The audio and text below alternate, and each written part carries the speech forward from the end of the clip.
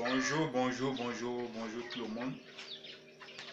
Euh, je dis comme ça du courage à tous ceux qui investissent dans les projets de lapin, que ce soit en Côte d'Ivoire, que ce soit partout ailleurs dans le monde. D'accord? C'est vraiment difficile, c'est une activité qui est très difficile, mais avec le courage, voilà, vous allez y arriver. D'accord? Voilà. L'exposé du jour concerne ceux qui veulent faire le premier pas dans l'agriculture, c'est-à-dire ceux qui veulent investir dans l'agriculture. D'accord? Pour ceux qui sont en Côte d'Ivoire, puisque moi je suis en Côte d'Ivoire, la première des choses, c'est d'abord prendre rendez-vous avec quelqu'un qui s'y connaît en élevage de lapin. Ça peut être un formateur, ça peut être un consultant, ça peut être un technicien, ça peut être... Vu que la personne s'y connaît, ça en élevage de lapin. D'accord? Vous allez d'abord prendre rendez-vous à cette personne, donc on appelle la consultation. Et cette consultation consiste à quoi? Cette consultation vous permet, lui permet de vous donner des informations concernant l'élevage de lapins, à grosso modo, c'est-à-dire d'une manière globale, et vous orienter pour que vous puissiez prendre des décisions, sinon que vous puissiez choisir, si vous m'exprimez ainsi, choisir, parce qu'il y a 3 types de fermes. Voilà. Donc, il va vous donner les différentes informations sur les 3 types de fermes. Et il va vous donner aussi des informations sur les rythmes de reproduction. Parce que c'est avec ces informations-là qu'on fait l'étude du projet. Donc, cette rencontre qu'on appelle la consultation va vous permettre de d'abord échanger. Voilà, échanger. Et à l'issue de ces échanges, il va vous orienter. Et comme ça, vous aurez à faire un choix concernant les types de fermes et concernant le rythme de reproduction. D'accord? Je ne sais pas si vous me suivez. Et comme ça, il va vous donner l'idée de faire un business plan. Quelle que soit l'activité, pas seulement agriculture, mais quelle que soit l'activité que vous voulez embrasser, il faut d'abord faire un business plan. D'accord?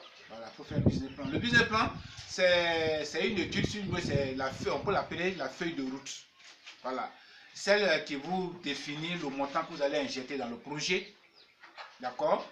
À quel moment telle personne doit intervenir financièrement, à quel moment on doit administrer tel médicament à telle chose, à quel moment vous allez vendre. Voilà. Et c'est sur un certain temps. On peut faire l'étude sur 6 mois, sur 1 an, ça dépend. D'accord?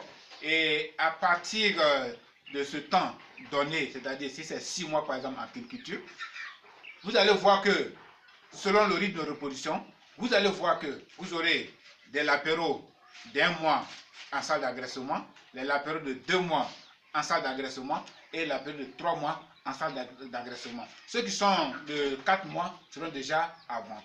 Vous voyez un peu. Donc, il faut choisir le rythme de reproduction. Et il y en a 3.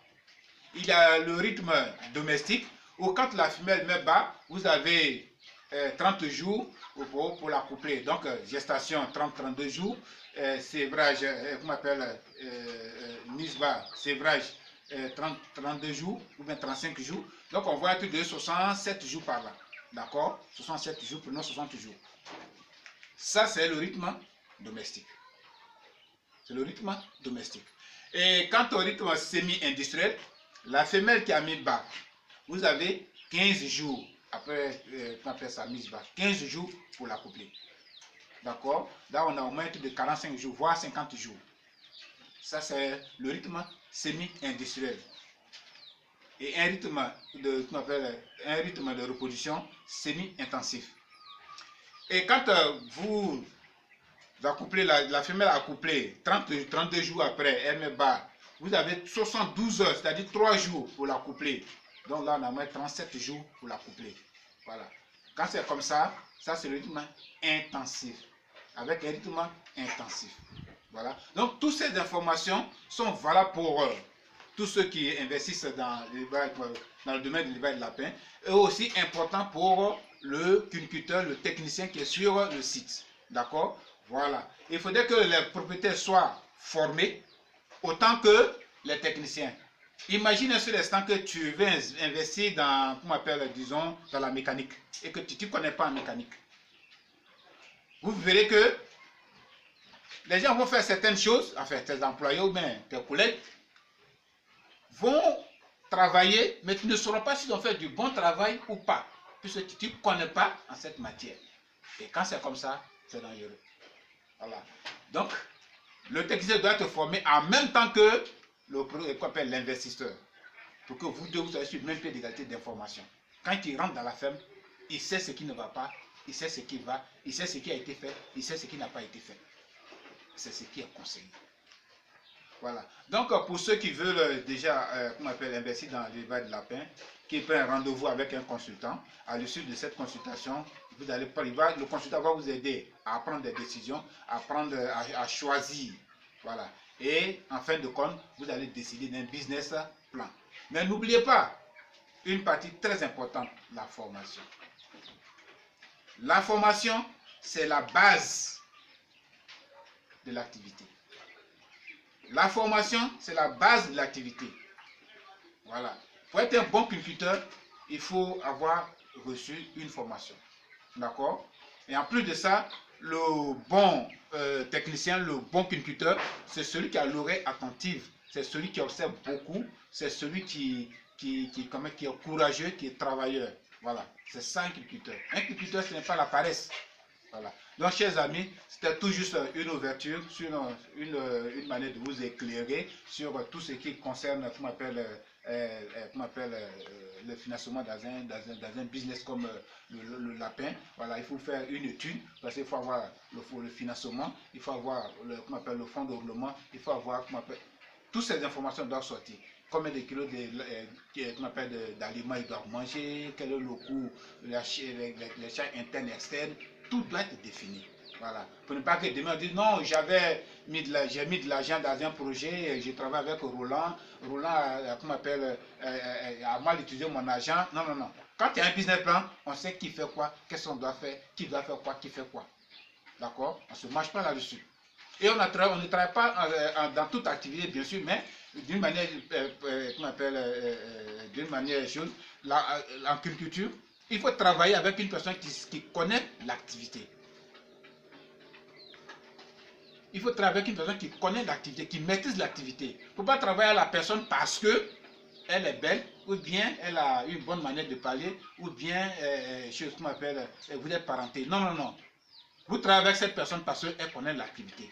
Vous travaillez avec cette personne parce qu'elle maîtrise l'activité. D'accord? Voilà. Donc, n'investissez pas et puis travaillez avec des gens qui ne s'y connaissent pas. Mon frère, si tu as mis des milliards dans choses et que tu as des gens qui n'ont pas, qui ne maîtrisent pas l'activité, quel que soit le montant que tu as mis dedans, vous allez tomber en ruine. Parce que rien ne va aller parce que les gens ne maîtrisent pas l'activité. Il y a le cahier des rapports journaliers, le cahier des rapports de semaine, mois et mensuel, et qu'on appelle année.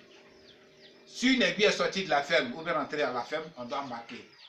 Et en fin de mois, par exemple, ou bien chaque 2 ou 3 mois, vous faites un bilan, vous faites ce qu'on appelle un point de toute la ferme pour voir si ça marche ou pas. Voilà. Donc, c'était tout juste quelques points pour pouvoir vous orienter. Merci beaucoup et puis bonne journée chez vous.